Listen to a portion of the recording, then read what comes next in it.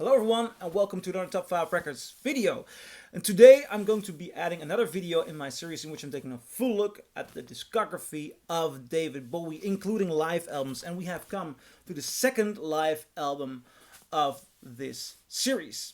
Ziggy Stardust and the Spiders from Mars, the motion picture. Although this was released in 1983, I'm adding it here because I want to create a timeline in which we also get the idea of what the live shows were from David Bowie. Now, this is an interesting show, and for a very long time this was the, how can I say it, the ultimate live image of Ziggy Stardust until the Santa Monica release got here, which I've also made a video about. You can see it here below. And really, I think, although both might be elements or shows from David Bowie's Ziggy Stardust era, I'm not even sure how this tour is called. If it's also called the Ziggy Stardust tour, or but it's from the Ziggy Stardust era. It's a year later, but the set list is completely different.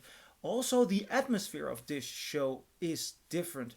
This is a show that got filmed. So people in the audience, people on stage knew there were cameras. There were very special cameras because this was D.A. Pennebaker, a documentary filmmaker who passed away a couple of years ago and who's known because he made the Monterey Pop concert film. He made Don't Look Back, the Bob Dylan documentary. He's one of my, I'm a documentary filmmaker. D.A. Pennebaker is one of my big heroes. Now, this show has a mythical status. Bowie did not tell the musicians that it would be the final show until the very last moment. So people were actually annoyed. Also, when you read some of the biographies, Bowie took a different attitude during the tour, getting into different cars than the band members. So there was frustrations grew, and you can hear on this recording that this is a different band than the Santa Monica show.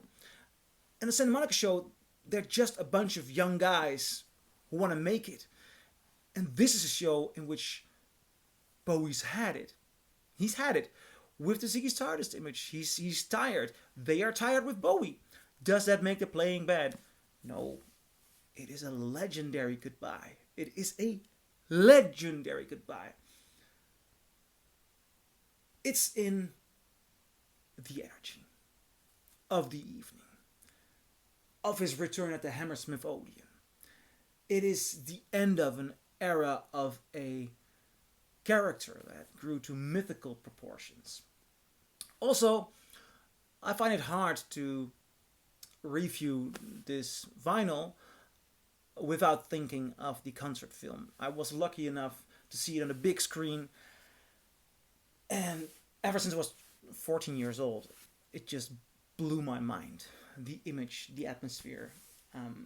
It has brilliant moments.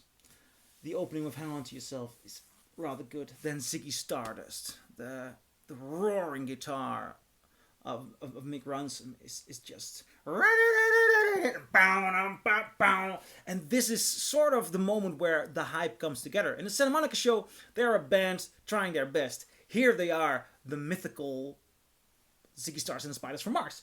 So it adds for something. Then the medley with Wild Eyed Boy from Free Cloud, all the young dudes. Oh, you pretty things.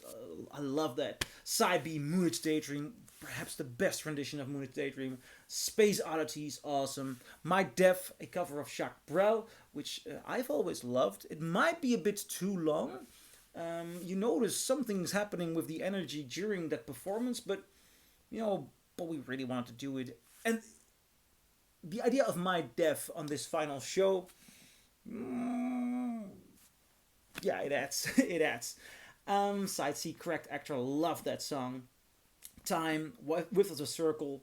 I mean, this is a unique set list. It's a unique set list.